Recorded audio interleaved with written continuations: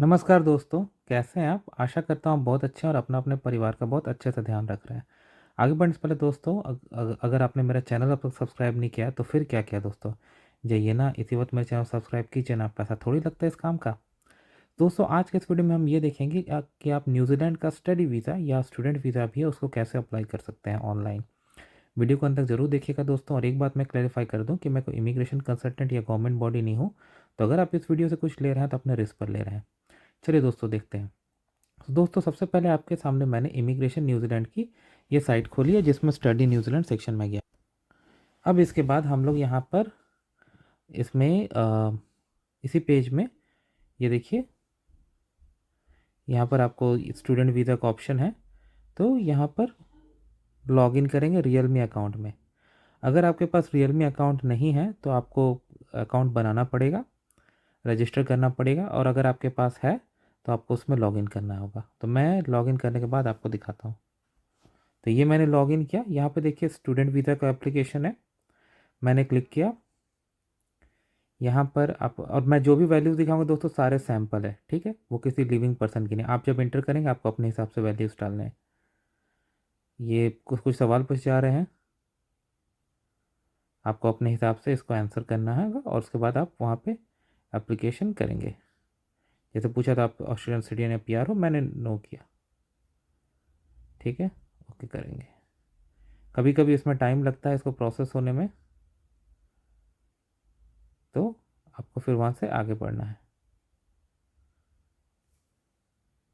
अब start my application पे click करेंगे। बट ये देखिए उसके बाद और भी ज़्यादा क्वेश्चंस आ गए। ठीक है, आपको आपसे पूछा जा रहा है कि आप कैसे अप्लाई कर रहे हो, आपके पास ऑनलाइन पे कर सकते हो कि नहीं, इस तरह के क्वेश्चंस है।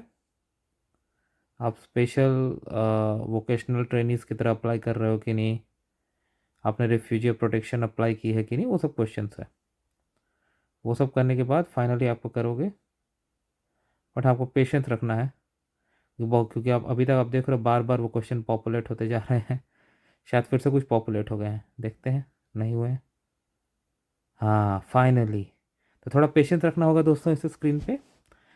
अच्छा, सबसे पहले आइडेंटिटी पूछी जा रही है, आपका नेम, टाइटल, फैमिली नेम, ये सब, other name, country, territory, passport details, ये सब पूछा जा रहा है, पासपोर्ट का डिटेल्स, और आपका जो भी है, कहाँ आपकी बर्थ हुई थी। तो बहुत सिंपल दोस्तों है, ये डिटेल्स है, मैं तो सारा सैंपल दे रहा हूँ, आप वो फिलअप कर दीजिए।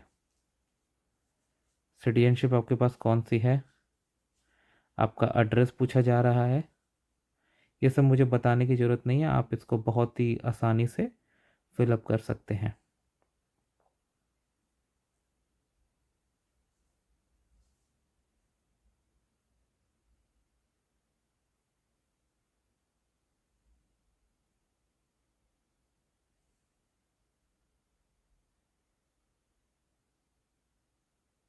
ग्रुप एप्लीकेशन का है, मैंने उसको नो किया।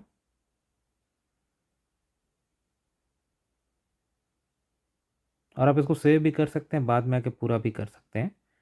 ये पहले पेज पे सारे इन्फॉर्मेशन दोस्तों मैंने सैंपल दिए हैं, आपको अग्री करना है और फिर आप कंटिन्यू कर सकते हैं या सेव फॉर लेटर भी कर सकते हैं। मैंने कंटिन्यू पे क्लिक किया। जैसा मैंने कहा दोस्तों, थोड़ा पेशेंस रखना है। मैंने देखा है कभी कभी स्क्रीन लोड होने में थोड़ा ज़्यादा टाइम लग जाता है, तो केयरफुल रहना है।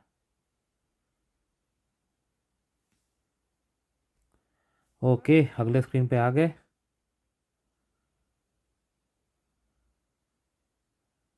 अभी स्टडी डिटेल्स देना है हमें, और वो देखिए आप टैब्स के बीच में वहाँ से नेविगेट कर सकते हैं।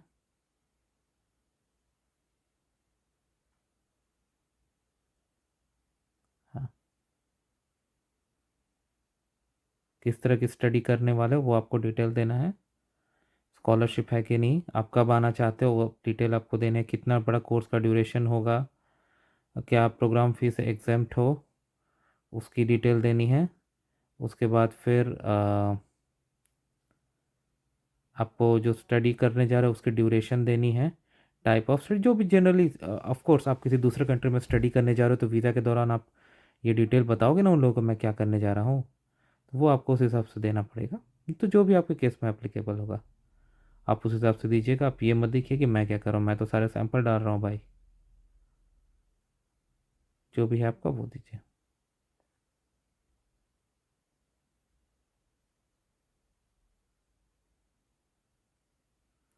सब्जेक्ट्स पूछे जा रहे हैं, वाह।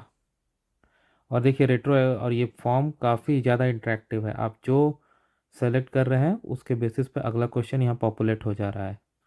तो केयरफुल आंसर करना है दोस्तों, जैसे मैंने कहा पेशेंस रखना है आपको।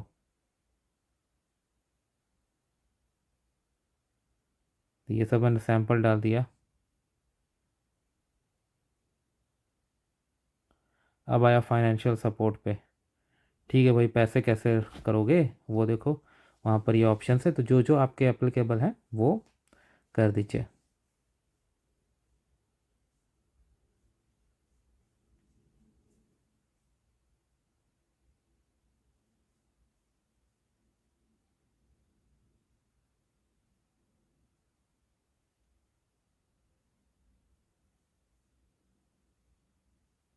जैसा मैंने कहा आपको थोड़ा पेशेंस रखना पड़ता है इन सिचुएशंस में। अब हेल्थ के डिटेल्स, ट्यूबरक्लोसिस की क्वेश्चन पूछी गई है और बाकी भी कुछ हेल्थ कंडीशन की क्वेश्चन पूछी गई है। बिल्कुल आराम से, इत्मीनान से और ऑनेस्टली इनका आंसर कीजिएगा। आप बहुत आसानी से समझ सकते हैं। अगर कोई कोई पर्टिकुलर उसमें कंडीशन जिसके बारे में आपको नहीं पता है, थोड़ा गूगल कर लेंगे आप, आपको पता चल जाएगा। देखिए डिक्लेरेशन दिया गया है।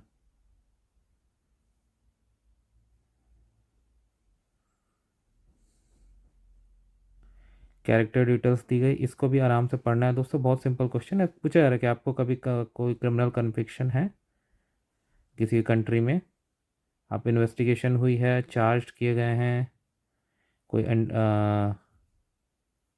एंट्री रिफ्यूज़ की गई है, वीज़ा रिफ्यूज़ किया गया। तो बहुत लोग नो नो करके चल जाते हैं, वो ऐसा नहीं, पढ़ के समझ के कीजिए, क्योंकि आजकल बहुत सारे कंट्रीज़ के डेटाबेस शेयर होते हैं तो आराम से पकड़े जा सकते हो। और फिर वो मिस रिप्रेजेंटेशन के केसेस में आप नहीं पढ़ना चाहोगे। देखो भाई फॉर्म प्रोसेसिंग हो रही है, मैं बोला ना आपको दोस्तों, ये थोड़ा केयरफुल रहने का है।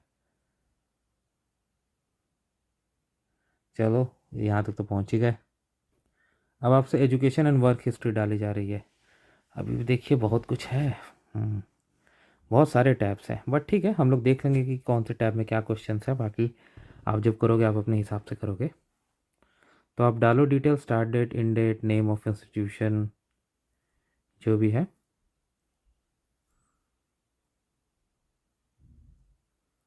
उस हिसाब से। सेकेंडरी स्कूल ऑनवर्ड्स, तो हाई स्कूल ऑनवर्ड्स आपका जो जो स्टडी की है। जैसे आप पोस्ट ग्रेजुएट करें तो ऑब्वियसली आपने ग्रेजुएशन तो किया होगा ना भाई, उस हिसाब से यहाँ पर आप डिटेल्स डालो कब कब किए हो। मंथ एंड ईयर मांगा गया है, इन डेट का भी मंथ एंड ईयर मांगा गया है। इस तरह मैंने एम्प्लॉयमेंट डिटेल्स भी ऐसे डाल दिया सैम्पल।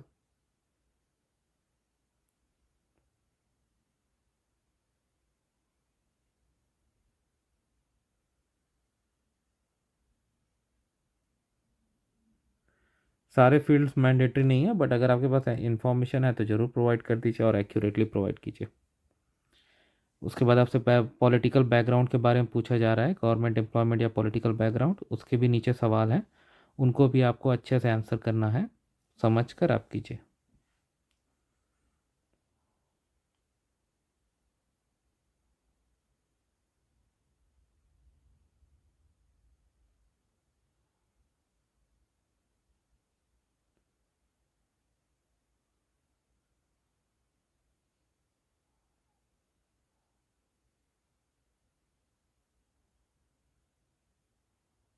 अब फैमिली डिटेल्स आ गए। पेरेंट्स के डिटेल्स पूछे गए हैं। आपको एडिशनल पेरेंट लीगल गार्जियन डालना है, वो आप डाल सकते हो। आपके पास ब्रदर एंड सिस्टर यहाँ नो मारा हुआ है, लेकिन अगर आपके पास हैं तो डेफिनेटली यस कर दीजिए और प्रोवाइड कीजिए। क्यों डिटेल्स आप हाइड करोगे। ये तो मैंने सैंपल डाल दिए। मैंने नो कर दिया है, बट आपके हैं तो डेफिनेटली आप यस करके प्रोवाइड इंफॉर्मेशन प्रोवाइड कर दीजिए। ये सारे सैंपल है दोस्तों। अब क्या आया? Other details. न्यूजीलैंड में कोई कॉन्टैक्ट है, कोई कल्चरल पोजीशन, रिलीजियस पोजीशन रखा है, आर्म्ड कॉन्फ्लिक्ट में इन्वॉल्व हो आप, तो पूरा आपका बैकग्राउंड का काइंड ऑफ इंफॉर्मेशन है। तो इसको वेरी केयरफुली आप पढ़ के फिर आप आगे बढ़िए। Travel history. आप अपने होम कंट्री के बाहर ट्रैवल, मैंने नो किया लेकिन आपने किया है तो यस करके डिटेल्स दे दीजिए। मिलिट्री सर्विस, आपने मिलिट्री सर्विस की है, मिलिट्री सर्विस किसी और कंट्री में की है, जो भी है आप आंसर है क्वेश्चंस के आप कर दीजिए।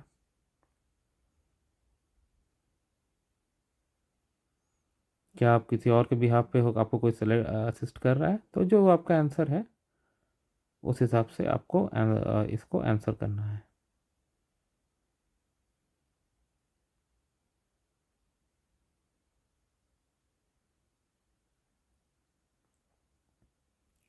अब यहाँ पे डॉक्यूमेंट्स आ गए हैं, ये देखिए सारे फील्ड्स हमने कर लिए। ऑफ कोर्स आप बढ़िया से रिव्यू करने के बाद ही आगे बढ़िएगा, ऐसे ही ब्लाइंडली नहीं, क्योंकि बहुत बार ह्यूमन एरर्स भी होते हैं, आप उसमें नहीं फंसना चाहोगे। तो देखिए सारे स्लॉट्स भी बन गए, कौन कौन से आपको करना है। और आपको मेडिकल के लिए देखिए चेस्ट एक्सरे रिपोर्ट सर्टिफिकेट भी है, उसमें भी दिया गया है। और उसके बाद फिर जो भी आपको हेल्प लिंक्स भी दी गई हैं जिस पर आप क्लिक करके पता कर सकते हो कि आप उसमें वो क्या देना है, और आप एडिशनल डॉक्यूमेंट्स का स्पेस भी दिया गया है यहाँ पर। तो ये सब करने के बाद दोस्तों आप फाइनली सबमिट कर सकते हो। मैं आपको पहले पेज पे ले आया, बट इस तरह से आप ये सबमिट कर सकते हो नेक्स्ट स्टेज में जाकर कंफर्म करके, पैसे वगैरह भर के। उसके बाद वो आपको फर्दर स्टेप के लिए बता देंगे। तो आशा करता हूँ आपको मेरा प्रयास पसंद आया हो। मुझे लिखकर ज़रूर बताएं कि आपको मेरा ये प्रयास कैसा लगा, और अगर आपको कुछ भी कहना है आप कमेंट में ज़रूर लिखिएगा। धन्यवाद।